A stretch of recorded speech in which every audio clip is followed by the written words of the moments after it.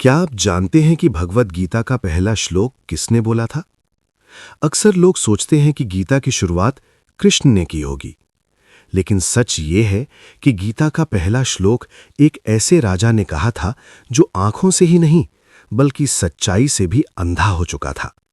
श्लोक है, धृतराष्ट्र उवाच धर्म क्षेत्रे कुरुक्षेत्रे समवेता युयुत्सवः मामकाः पांडवाश्चैव किम अकुर्वत संजय। इस श्लोक में धृतराष्ट्र अपने सारथी संजय से पूछते हैं कि हे संजय, धर्मभूमि कुरुक्षेत्र में युद्ध करने की इच्छा से एकत्रित होने के बाद मेरे पुत्रों और पांडव के पुत्रों ने क्या किया? ये प्रश्न सुनने में साधारण लगता है, लेकिन इसके पीछे धृतराष्ट्र के मन का डर छिपा हुआ था। धृतराष्ट्र अपने पुत्रों से अत्यधिक मोह करता था। उसे पता था कि उसके पुत्रों ने पांडवों के साथ अन्याय किया है और उनका राज्य छीन लिया है। कुरुक्षेत्र एक पवित्र भूमि थी, जिसे धर्मभूमि भी कहा जाता था।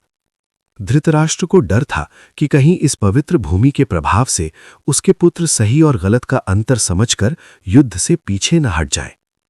इस श्लोक में एक और महत्वपूर्ण बात है। धृतराष्ट्र कहता है मामकाः, यानी मेरे पुत्र, और अलग से पांडव। यही दिखाता है कि उसके मन में अपने और पराये का भेद था।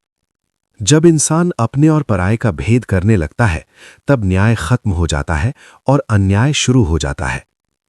यही मोह और पक्षपात आगे चलकर महान युद्ध महाभारत का कारण बना।